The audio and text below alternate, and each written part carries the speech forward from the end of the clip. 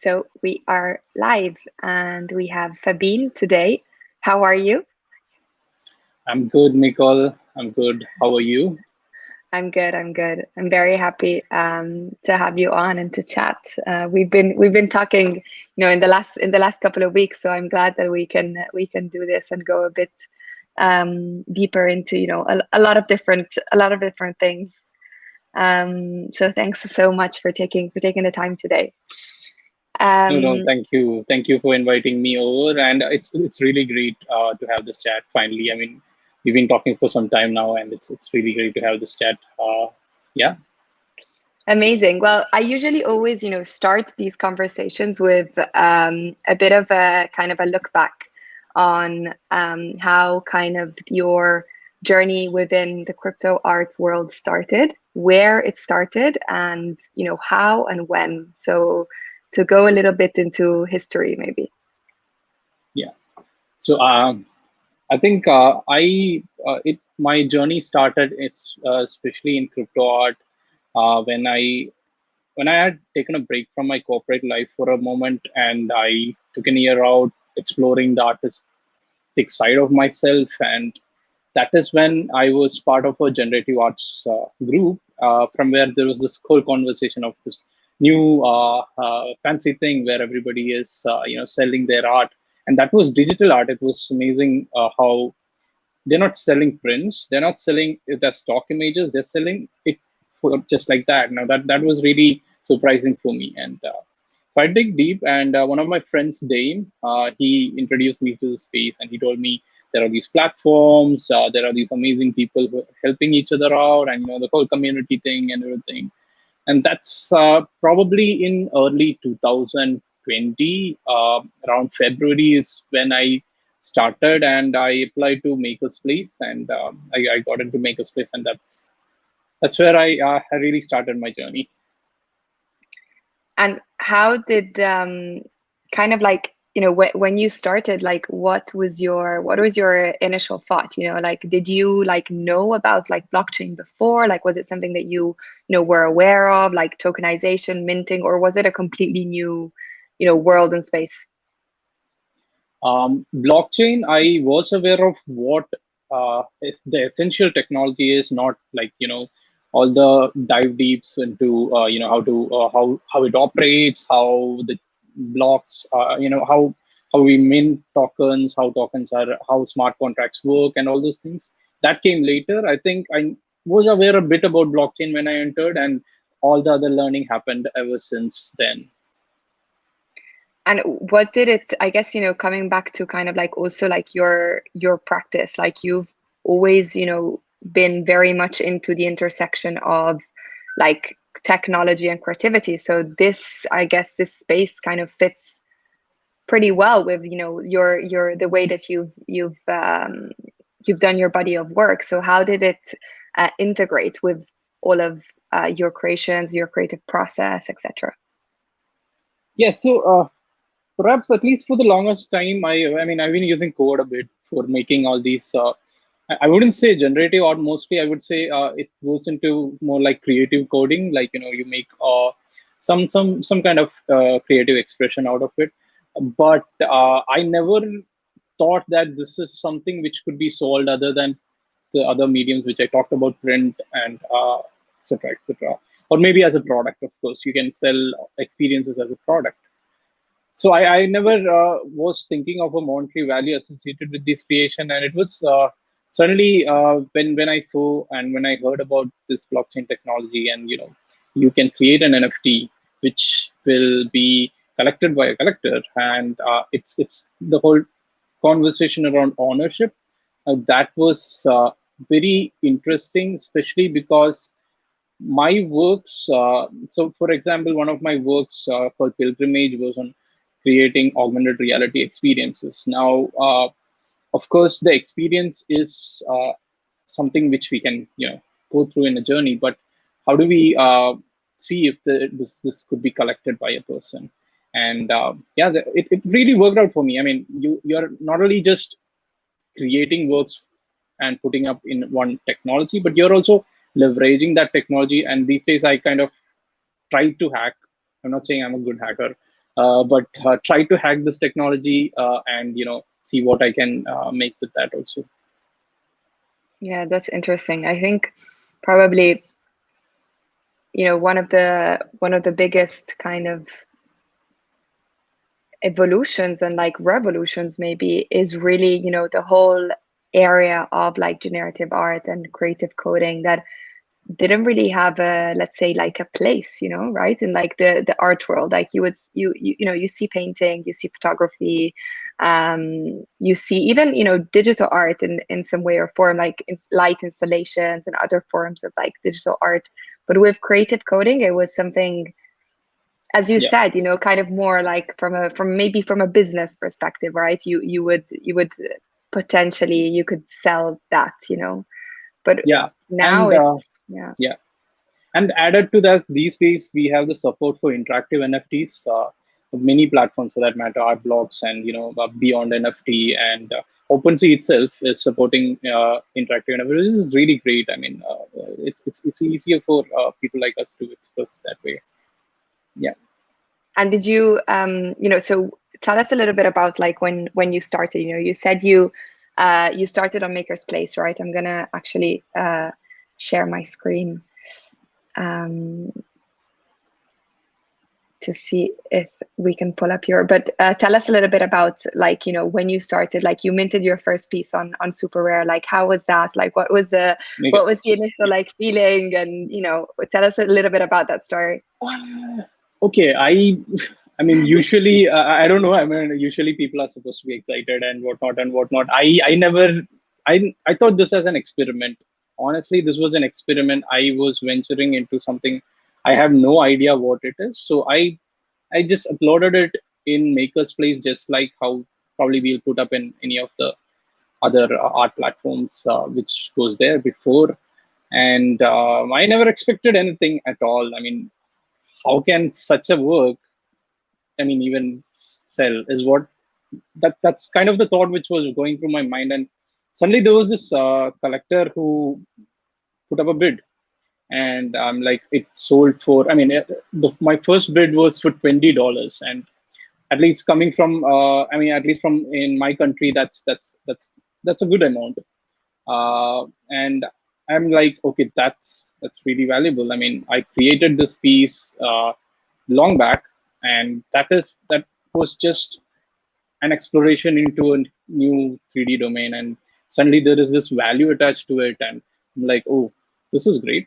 And yeah, I accepted the bid, had a conversation with the collector, and it just went out really well from there. So Was this the first piece, Nano Organic? no, no. This is actually a recent piece. The Nano Organic series is actually a recent piece. I think the first piece was called Wine. It was a fractal art, and I think, oh yeah, Ah, that's there the it one. is. That's the one. Yeah, yeah, that's the very first one. Genesis. I should have named it Genesis.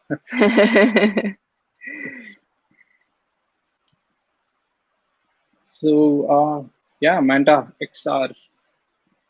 Oh wow. Yeah. Okay. And I guess from like what does it tell us a little bit about like the process of fractal art? Like what did you do to actually, like Yeah. what is your creative process when you go into using and doing these types of creations? So there are a couple of ways and tools which we can use to create these things. So one is of course through code. You can have an iterative loop and recursive loop. Sorry, and you can create these fractal creations and find out if some form fits your aesthetic appeal. But this was created specifically. I found this new tool called Mandelbulb, and suddenly it opened up a lot of possibilities where you have these combination of equations which you can put up, and the rest of the part is photography. So photography is one area I've always loved, and I've always wanted to aspire to do a lot. I haven't been able to do a lot in it, but it's all about how you pose the light, add the depth of field, create the composition and all of those things. And you can do this live on the tool. You can pose it in different ways. You can use the combination of equations to create these amazing forms. which you feel. And you can also change the color palettes and everything, how the color is distributed across the foam. And yeah, I used to make a bunch of creations like this, and it evolved over time. And this was one of my later pieces, which came after a lot of evolution. And I do a little bit of post processes after that in Photoshop also. So yeah, that's largely how it happened. Amazing. And actually, this, which is Schrodinger's box, is the Yeah, piece that is in the permanent collection, the Janus collection of the Museum of Crypto Art. yeah. So yeah, let's dig into this one and talk a little bit about this piece and what it means and the creative process behind it. So again, at that time, generative art in the NFT space was Small. beginning, and Yeah. okay, but people were putting up images and videos, and I wanted live code to be put up, which is actually the code itself to be put up. And one of my first pieces, or perhaps my first piece in generative art as such in the NFT space, was Regalia, which was an async. And this was a sudden piece after that, which was around a lot more thought process around, I've delved into philosophy and a little bit of physics and all those things. And this is largely where I was thinking of how attention influences things, matter or whatnot. And how, if your attention is focused, I mean, it's been discovered in a lot of areas of physics, like quantum physics, that there is an influence of the observer's attention on the material realm, or maybe beyond that also. So I was just trying to bring that into an aesthetic form where, your attention, when it is focused, it actually materializes, and when it is not, it is in a chaotic form. So if you click on the link over there, you can see the live art in the description, the first line of the description. Yeah. So if you move your mouse towards the center, which is probably the attention, you're focusing it, and the chaos becomes nullified. And the further you are not focusing on the action at hand or whatever you're focusing on, the chaos increases. So Huh. it goes either way, not just in physics. It goes in how you are performing something. If you're doing something, if you're not focused on it, that's what happens. And the background, it gives an idea of how everything becomes plain and white when it is focused, going into transcending and whatnot. So yeah, that was largely the idea of this artwork. And I, And I was really surprised Colvin collected this at that time. And it was just an experiment, generative art code. I don't know even if people would know what it is, but Colvin had the thought process to appreciate it. so that's actually interesting because, like obviously, like I guess, yeah, this is super cool actually. I guess, a lot of people as well maybe didn't even really like now, generative art is a very common form of art, right? We see it like a lot. There's art blocks, there's Hic Nunc, there's a lot of platforms that, as you mentioned, beyond NFT, that allow and like support that. And it's it's nothing, let's say it's almost like nothing new, right? But at the time, like, it was still very niche. So for somebody to collect that, like, did you and Colburn like have a conversation, like how did that go, like what happened there? I think we didn't have a conversation. I think Colborn is largely visionary when it comes to some of these kind of artworks, which is I wouldn't.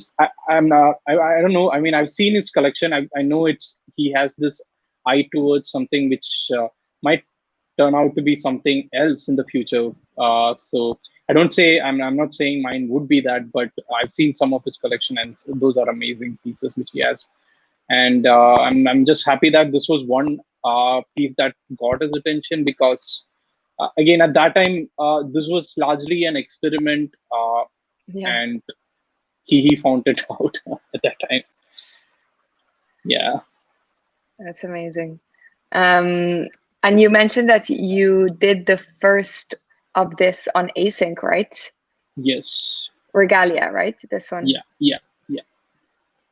You might want to close that window. It's a very basic code. It might slow down your system or something. The window which you opened, the artwork. Okay. Yeah, just saying. Anyway, Regalia. Okay, so this was the first live generative artwork because at that time async just had started, and there was this amazing idea of how collectors can switch layers, and it was just mind-blowing innovation at that time. And I was having conversations with Conlan at that time, and Conlan was suggesting that we could connect the layer changes. We could fetch that as an API. We can fetch the data of the layer changes, and you can put that into another work altogether. So, for example, if you change a layer from date, say from left to right, this could be reflected in a live code in a website somewhere else. So that was essentially the background of the story, and that certainly opened up a lot of possibilities. And I went into creating this. So if you go back again, can you click on the link there? This one. The interact, yeah, yeah.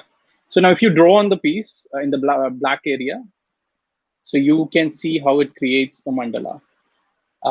So this was created in such a manner that you can, you will go zen into it. You can enjoy it as long as you want. You can keep creating, and each of the time the color changes a little. Now the amazing thing is that each of the settings of this artwork, like the color palette, or even the brush size, or even the symmetry number of symmetry planes, all these things can be controlled by the collector. So you saw 4 layers initially, right? So if you switch those layers, each of these settings changes, and different types of color themes and all those things come up. So yeah, that was largely the idea of Regalia. And So yeah. the palette, so the colors that we see here are basically controlled by the owners of the layers, right? Yes. So this is the And main palette. There are 4 yeah, other palettes also. okay, amazing. And then the same happens for the rest of the layers. So the Yeah, insignia, so what we see at the center, which is this, yeah, yeah, the symmetry, so basically yeah, the what I'm drawing, like kind of the drawing, yeah, and the palette as well. yeah. Yeah. And the brush size. Yeah, the brush size, sorry, yeah. Yeah. And I think like when was this? When did you mint this again? I Six think months this was ago, it said, or no, no, more? no. A year Yeah. ago, if you see the created, you can probably click on, yeah. Yeah, there was a bidding war and everything. So I don't know. Yeah. It's a year ago. Culver. Yeah, yeah, yeah. Wow. Yeah, Okay, it was a year ago. So yeah, this so you created specifically this was like an ad hoc code that you did specifically with for yeah. async to actually be able to change all of these layers, Yes. right? Yes, and so although I mean, I'm used to use putting up code in GitHub, I wasn't familiar with IPFS, and async actually helped me put up this code in IPFS also, so that there is a decentralized version of it available also. So yeah, uh, that's That's and so it was an cool. interesting journey because at that time the community participated in creating these regalias. We ran a small contest and everything, and everybody was posting their creations, and it was a really fun time at that time. And I again the principle behind this is that I was creating for creating, so I kind of Yeah. was making some tools. I was working in companies where we create tools for creators, so adding all those together, it came down to this. This is so cool. I didn't know about this. It's so amazing. You know, you You just should probably check out Chromology also then. you should let me where is it? Let me go into it. Go back. Uh, okay, here Chromology, it yeah. is. Again, the link is there. Yep. I should probably ask online. You can click on it. I think it's clickable. You don't have to you don't have to copy paste it. Yeah, yeah. There you go. Okay, just draw on the canvas, just like that. just if you can maximize it, yeah, that's it. It's kind of a play of colors. You And can you can paint with save it. colors, and you can save it. Yeah, but as I said, it's a bit heavy, so you can probably close regalia also. Oh, wow. Okay.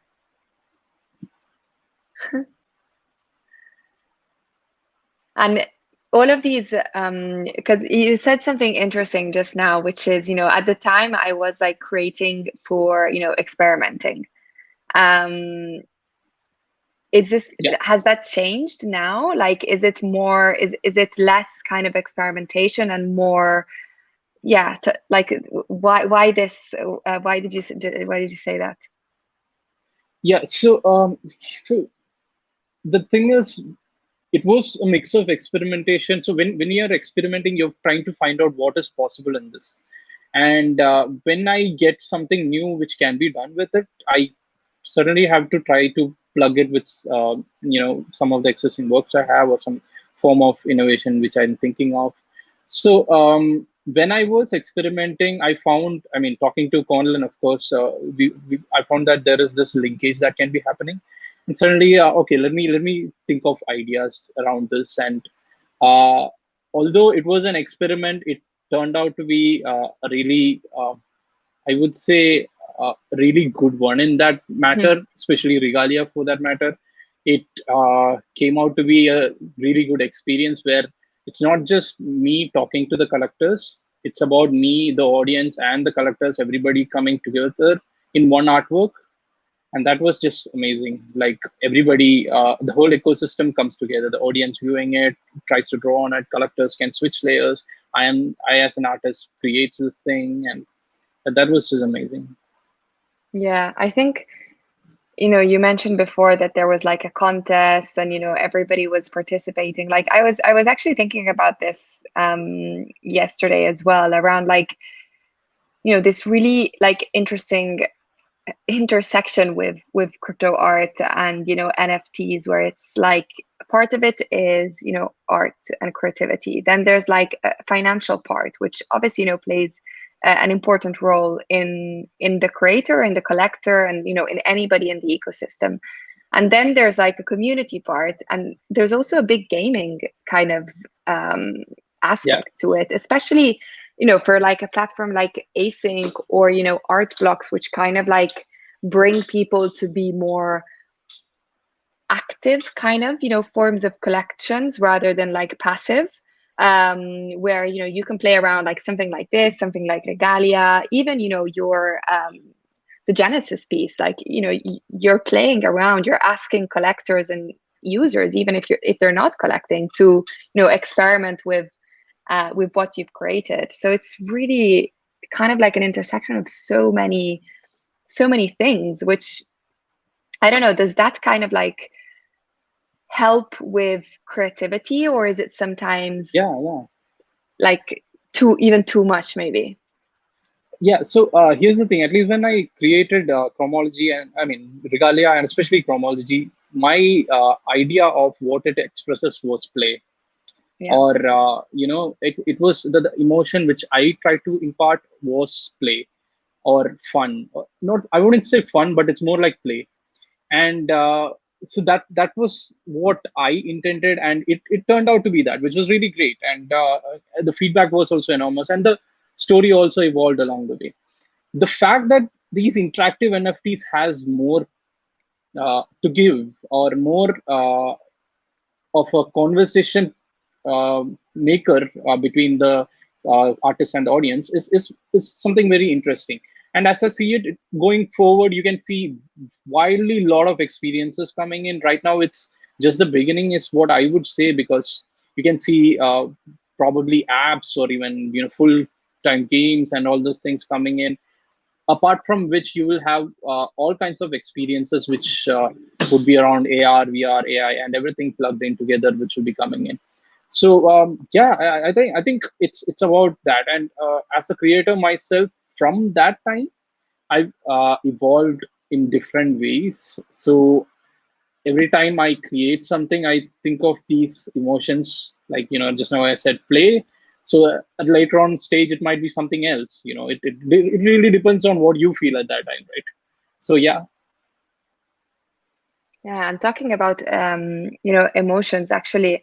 I know that like a big part of your your like body of work and your creation process is like poetry, and you have like a series on Maker's Place as well, but also your recent your recent piece on async. Maybe I'll go on to Maker's Place first, and then we can go into async, which kind of combines like AI, poetry, and music. So yeah, like let's chat a little bit about this because I think it's super interesting. yeah. So poetry is really close to my heart. Although I don't say I'm good at it. I try to be good at it. I have seen. I mean, I'm a big fan of many poets, Rumi especially, and I kind of write more on the lines of a mixture of philosophy and transcending and kind of going into the border of spirituality and all those things. Uh, uh, Again, this particular series called Ode was at a moment when I was you know uh, a lot into meditation and kind of a more peaceful time of my life where I was focused on things which are a little more slower than the usual pace of life. And that is perhaps why the aesthetics are also a little more peaceful in that manner. And I was also delving into a lot more abstract imagery, and stylegan was the thing at that time. Artificial intelligence based, I mean stylegan based. So I kind of curated a watercolor based data set myself, and I created these imagery out of it. But usually when we create stylegan animation, it has a certain motion associated with it, like it transitions from one form to the other in a particular way. But I wanted to change that a little bit, and I kind of use some video editing tools like After Effects for that. And the poetry came either after or before that. So it could be after, when I actually see the image and see the video, and then you know talk about it through verses, or else it's before that. I wanted to show what I felt like when I was making it. And finally, music is something I'm really delving into a lot more these days to try to generate these things. So I've kind of generated a few soundtracks with the tool, and I kind of plugged it in, which matched with the aesthetics, and that's how the old series was born. That's amazing. I mean, you have so many different like creative forms of expression. You like you span to no, but it's like I say this in a very kind of really interesting, like to see Yeah, how yeah. you like kind of mix so many different areas of like creativity together, whether it's poetry with music, with AI, with GAN, generative art. It's yeah, I'm curious to understand, kind of like also where that comes from. Like, is it something that you've always been very like experimental in your creative process, or is it something that was also maybe even nurtured within the space within this time? Okay, so at least the first one of the first conversation I had when I entered crypto art was around style, and perhaps where I came from was that I really can't stick to a style, because I'm a firm believer that creativity is the constant and the rest of the things are the variables. So I could take any tool or any medium or any form of expression, and I could express it in my own way, in my own form, or from my own heart. But if you tell me that I have to do only that for a while, that is when I probably that's kind of how I've been building myself up, I would say.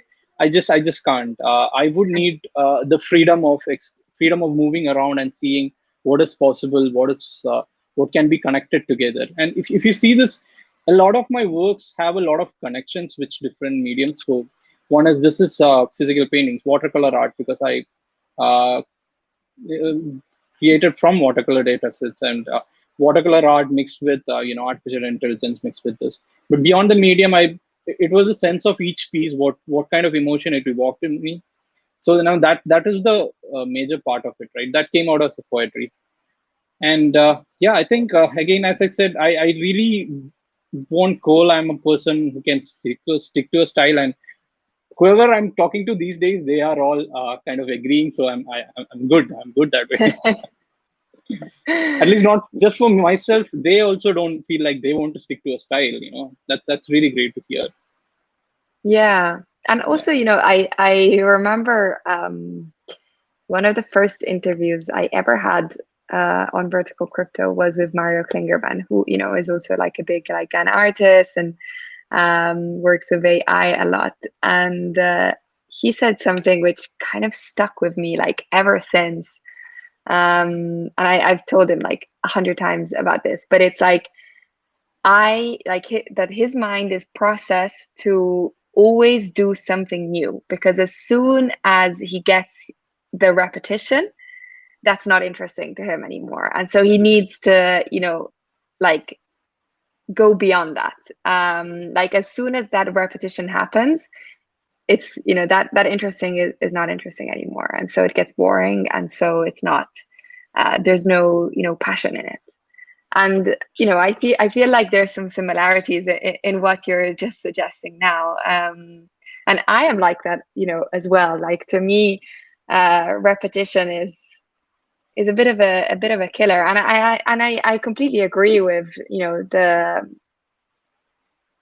having like a genre, right, or a style. Like I actually think the one of the biggest beauties of this space is how you can, because you're seeing so much from so many different artists with from so many different places, which you would not maybe necessarily see in like a normal context of a gallery or a creative community of where you live, etc. Like you can get so many different inputs.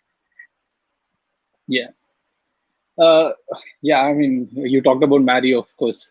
He's a person I really admire, and what he said is it really resonates with me. While he is always looking for the new, I'm looking for the new connections. Probably that's what he is also doing. But what I mean is that I try to find out where I can connect different things, and it's interesting how at least I mean a lot of people. I mean I'm happy that you also relate to it easily. Is has to go have to go beyond the genre system, and I wouldn't say that it's just that's the only way to go ahead. I would say there are diverse folks out there, and everybody has their own way to go. Perhaps we, or maybe I myself, is a person who would get bored with not just repetitions, but a pattern which happens. Uh, but there are people who love and see the beauty in that pattern. So uh, I, sh- I should really look at the other side also, where folks who love those repetitions and patterns, they see new meaning in that. They are making amazing creations, and again, there is great beauty in that also. So it's great to admire on both sides that way. Yeah. Yeah, absolutely. I'd love to also chat a little bit about your recent piece on async, which is the augmented artist series, because I think it has I kind of I know a lot about this story because we've chatted about it before, but I would love for you to explain really the process behind this and your idea when you started creating this, especially around the human augmenting AI and the AI augmenting the human, which I think is very nuanced and unique. Okay. Just before I start, let me probably ask the same thing to you.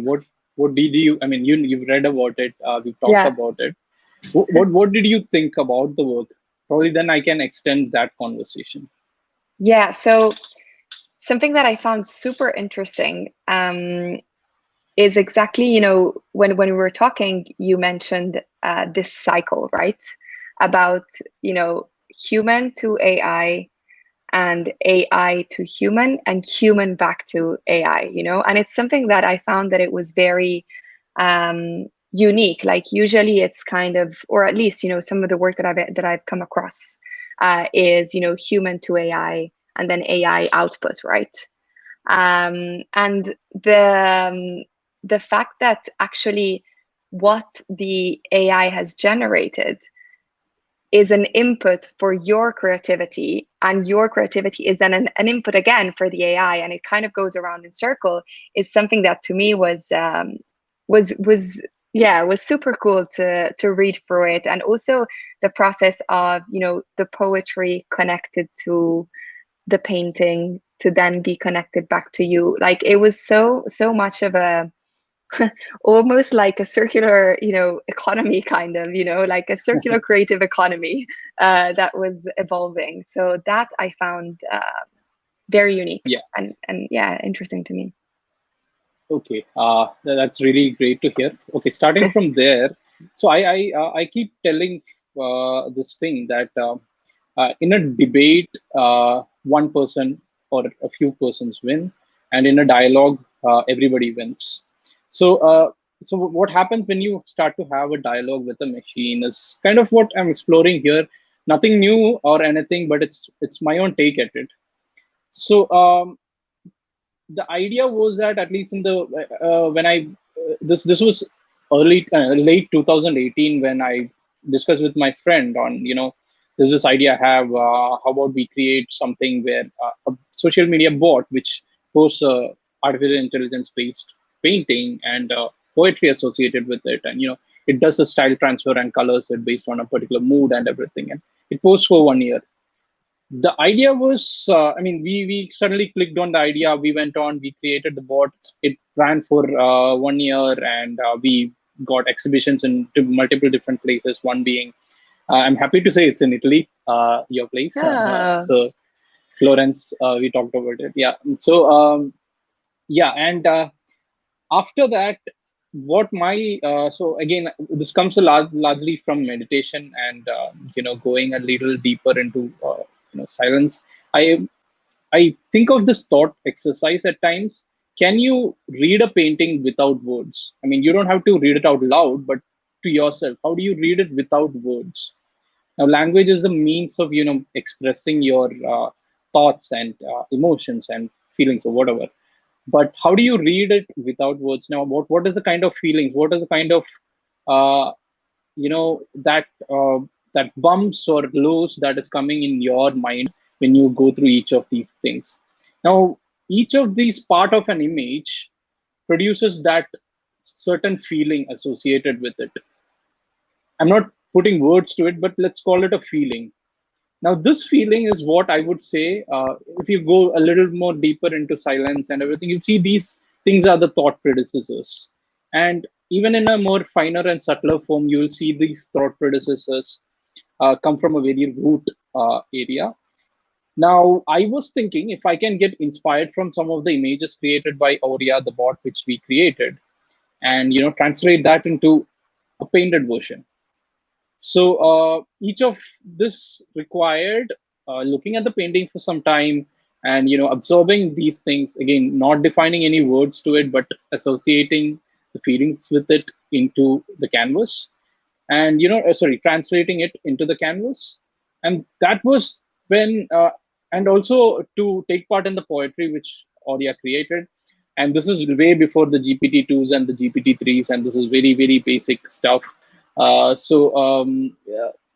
this poem was again translated and into my own version of it, and somehow I tried to make a cohesive, harmonious work with those two pieces together. And that is largely how it began. And I started to make a cycle out of it, just like you said, where I took this painting and I was trying to see what again machine learning would create out of it using clip and other algorithms.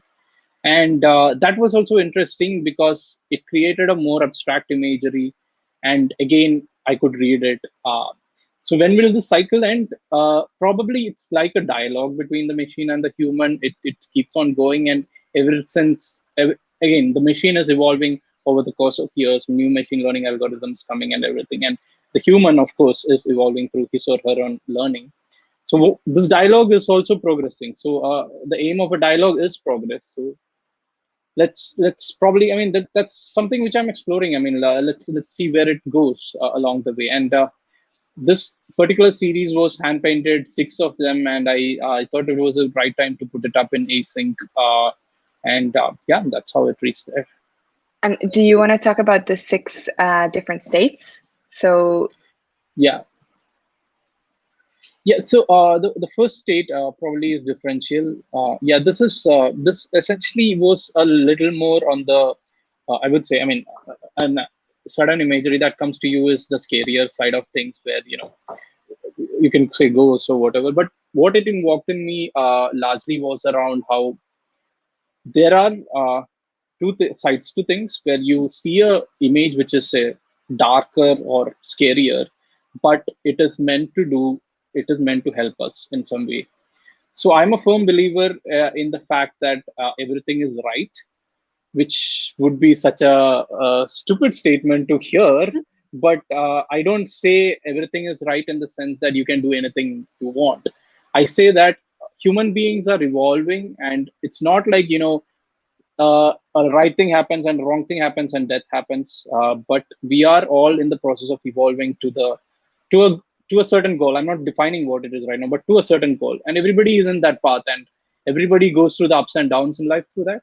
So there are perhaps at times events which happen to you which would be in perspective, or sorry, would be in first place is a negative thing for you, but in perspective it turns out to be the better. So when you see this image, perhaps you will feel immediately like, okay, this is scary. There is something, some beings out there, where they're shape shifting or whatever, whatever. But it gives a more innate feeling of how, at least in the bigger picture, things would turn out to be different. Yeah, that's largely it. But I mean, I could go on about this. There are different meanings I had interpreted from it when I created it.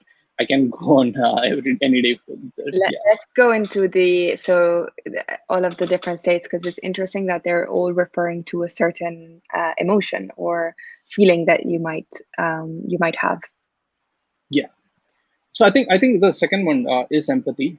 Empathy was largely, I think it's the base emotion that probably anyone would aspire to have if they know about a lot more. I mean, they know about a lot more about themselves, because largely this whole world is connected, and we are not individual pieces trying to reach a point. We are connected pieces trying to reach a point. Now, how do you make that connection? It's really simple. You empathize with them. You really put yourself in the shoes of the other person and find out what they want, what they feel like. Now, the largely it was the color that came out to me, at least in this picture, where I sounded with it, and I've talked about how this color resonates with me. And it's delving into the shapes and forms. My intention was to empathize with the picture, and that went into, again, perhaps I don't want to put it into words like, this happened or that happened, but there were these feelings associated with it of nostalgia, and of how someone has helped me, and how I felt about it, and how I could return it back. So that came down to be what is empathy. Okay, and the next one is Pearl. This is my favorite, actually. Yeah, this I just went a little wild with this. Got saturated colors, and got into the zone. And this is more active. This is more on the on the more reaching out type of things. And pearl was essentially because I used a particular color in this, which was pearlescent, and it kind of gave me the meaning at that time. Again, this is more abstract. I mean, I can go into talking about it, but this is these are something I really don't have words to express by.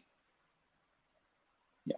I love this because I think it's very much up to like individual interpretation, and it has, so many like different kind of,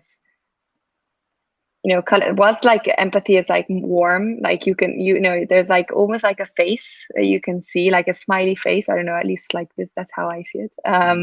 But this is kind of like a bit all over the place, so you can really just kind of interpret it as you want, which I like. And yeah, okay, let's go into holy shit.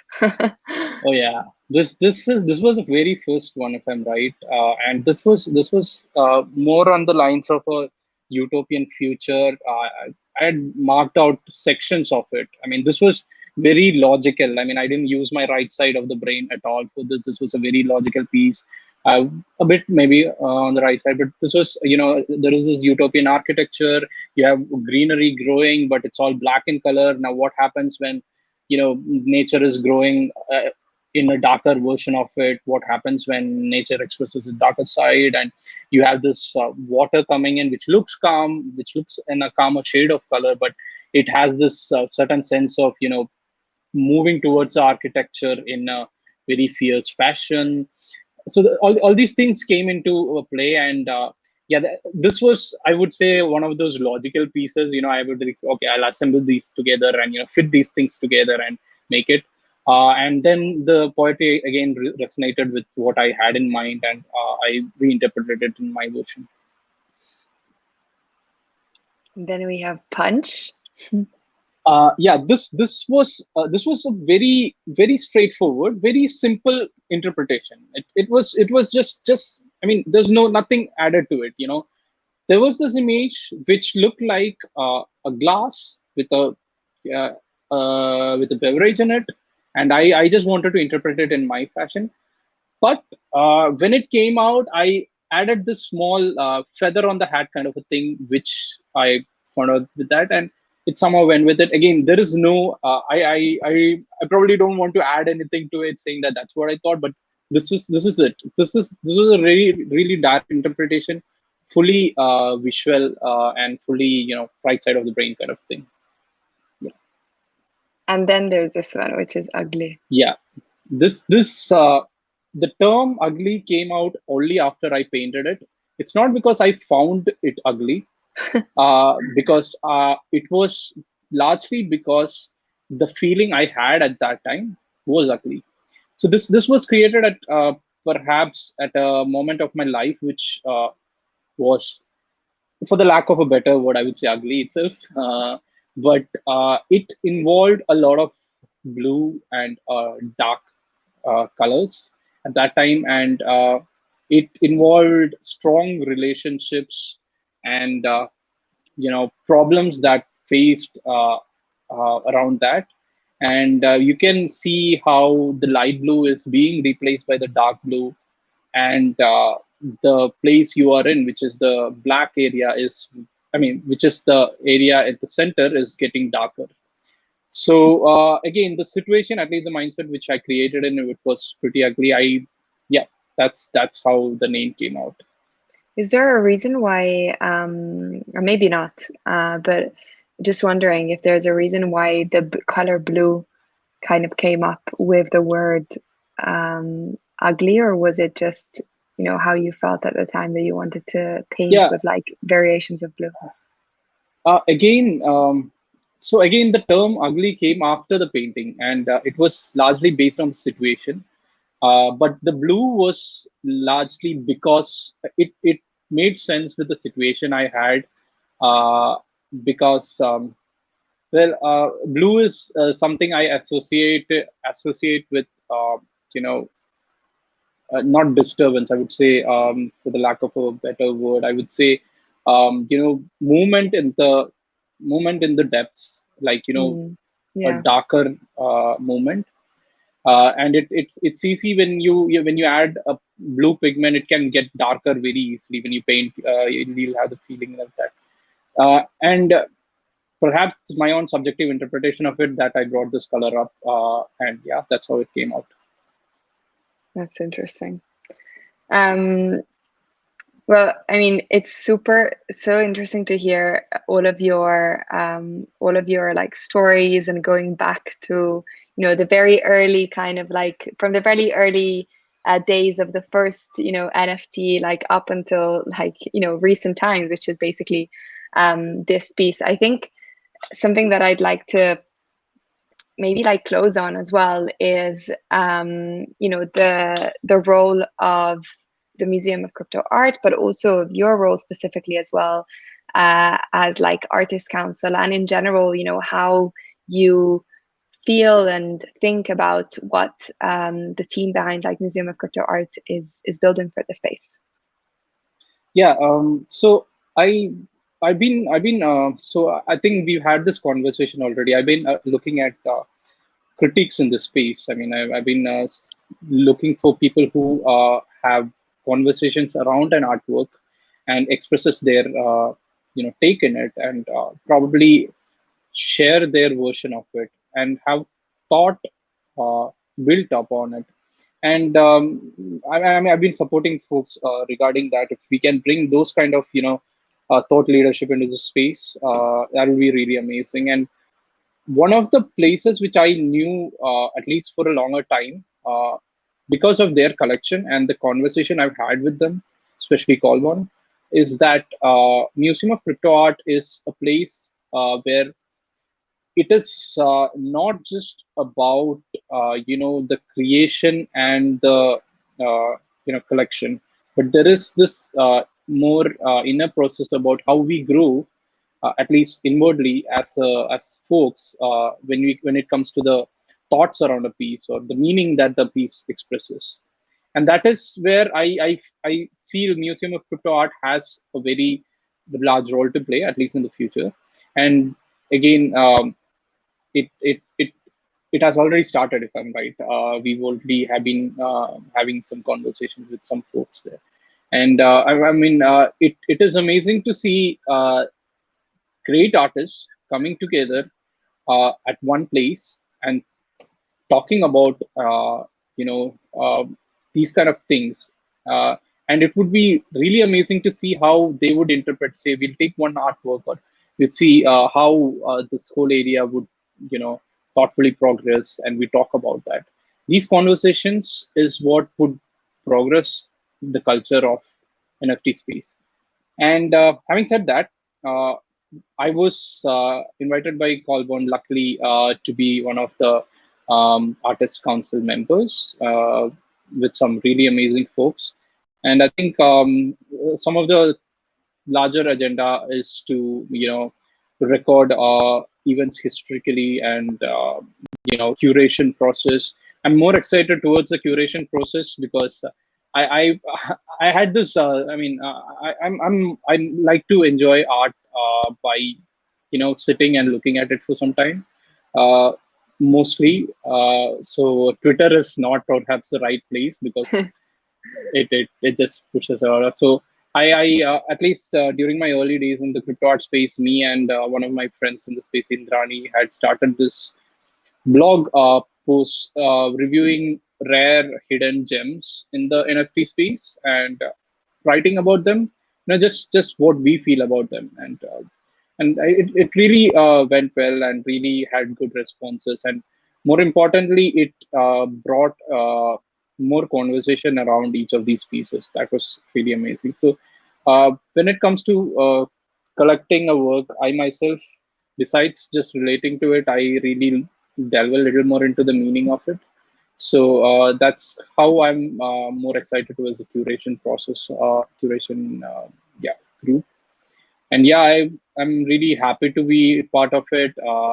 I know this is going to be an amazing venture, and we have some of the best folks heading it.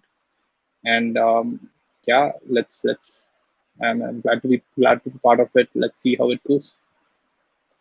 Yeah, I think, all of what you said is absolutely fundamental. Like, the part of like curation is something that I as well, obviously, like I'm really, excited and interested in. And to have, so many like brilliant kind of artists that have been so fundamental to the growth of the space, like joined together to talk about art, to make, informed kind of decisions of also, what happens within the museum yeah, it's beautiful to see. So it's really exciting times. Yeah, I'm sure we'll have a lot more conversations on this. Yeah, Yeah, for sure. I'm looking forward to those. Well, looking thank you forward so to it. much, Fabin. It was great to have you and to speak to you. And thanks for your time. Thank you so much, Micol. It was great to talk to you as well. Speak soon. Ciao. Speak soon. Bye. Bye.